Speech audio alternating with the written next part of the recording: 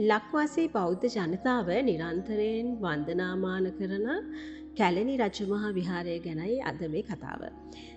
කැලණි රජමහා විහාරයේ අපි ස්තූපය ගත්තොත් මණියක්කිත නාරජතුමා විසින් නිර්මාණය කර මේ ධාන්‍යාගාරයේ හැඩයට නිර්මාණය වූ මේ ස්තූපය අඩි 90ක් පමණ උසකින් යුක්තයි.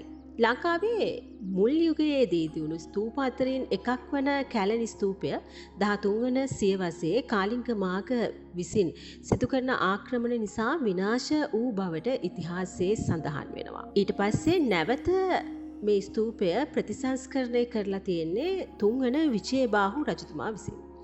කැලණි රජකම් කළ යටාලතිස්ස රජතුමා කැලණි ස්තූපය වඩාත් විශාල කර තනවන බවත් එය මහල් 5කින් යුත් ප්‍රාසාදයක්ද සහිතව ඉදිකර ඇති බවත්.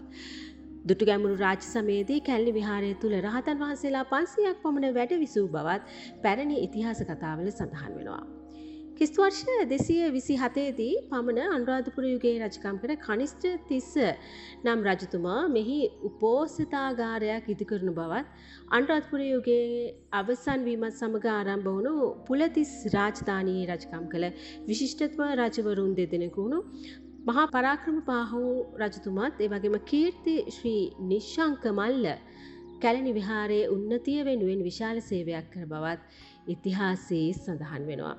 කොපඩි පොළොන්නරු රාජධානිය විනාශ කරමින් කාලිංග මාඝ එල්ල කර ආක්‍රමණයත් සමග කැලණි විහාරය පරිහානියට පත් වෙලා. විනාශ වෙලා ගිය කැලණි විහාරය යලි ගොඩනැගෙන්නේ තෙවන විජයබාහු රාජ්‍ය සමයේදී. ඊට පස්සේ දෙවන පරාක්‍රමබාහු, හයවන පරාක්‍රමබාහු රජවරුන් විසින් කැලණි විහාරය යලි දියුණු කිරීමට අප වෙනවා. 1505 දී ලංකාවට පැමිණි පෘතුගීසීන් කෝටි රාජධානිය තුල වාසය කරනවානේ. 1551 වසරේදී 7 වන බුවනකපාහු රජතුමා පෘතුගීසි සොල්දාදුවෙකුගේ වෙඩි පහරකින් මිය යාමත් සමග ඔහුගේ මුණුපුරා වුණු ධර්මපාල කුමරු කෝට්ටේ රජු විදියට අභිෂේක ලබනවා.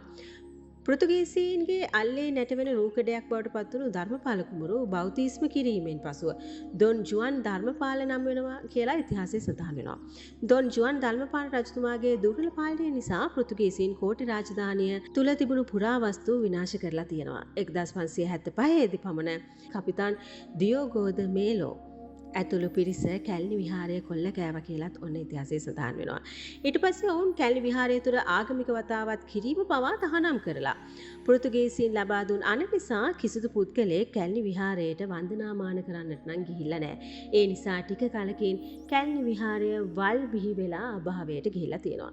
මහනුවර රජකම් කළ කීර්ති රාජසිංහ රජතුමාගේ යුගයේදී මෙරට ශාසනික ප්‍රබෝධයක් නැවත ඇති වෙලා තියෙනවා. ඒ යුගයේදී ලාංකීය බුදු සාසනයට මහත් සේවයක් කළ වැලිවිටි ශ්‍රී ශාලංකර හිමියන් කැලණි විහාරයේ යලි ගොඩනැගීමේ සටන ආරම්භ කරලා තියෙනවා. ඉතින් ශාලංකර හිමියන්ට රාජ අනුග්‍රහයත් නෝඩුවම ලැබිලා තියෙනවා. මේකත් එක්ක වල්වැදී නටබුන්න පැවති විහාරය යලි ප්‍රතිසංස්කරණය කරන්නට හැකි වෙලා. ඉතින් මේ වගේ බොහෝ කතා කැලණි විහාරයේ ආශ්‍රිතව තිබෙනවා. කැලණි විහාරයේ පුරාවස්තු ආශ්‍රිතව තිබෙනවා. ඉතින් අදටත් ඔබට ගියොත් කොළඹ ආවට ඔබ යනවා නම් නරඹන්නට ඔබට පුළුවන්. කොළඹ ආවට අපිට අනුරාධපුර යුගයේ දැක ගැනීමට හැකි පුරාවස්තු දැක ගැනීමට හැකි ස්ථානයක් අපි හෙව්වොත් කොළඹ අවටින් අපිට කැලණි විහාරයට ගිහිලා මේ නටබුන් නරඹන්නට පුළුවන්. ඝන දෙවි දේව ප්‍රතිමාවක් තිබෙනවා. අදටත් සදහවතුන් මෙහෙවින්න වන්දනාමාන කරනවා මේ ඝන දෙවි ප්‍රතිමාව.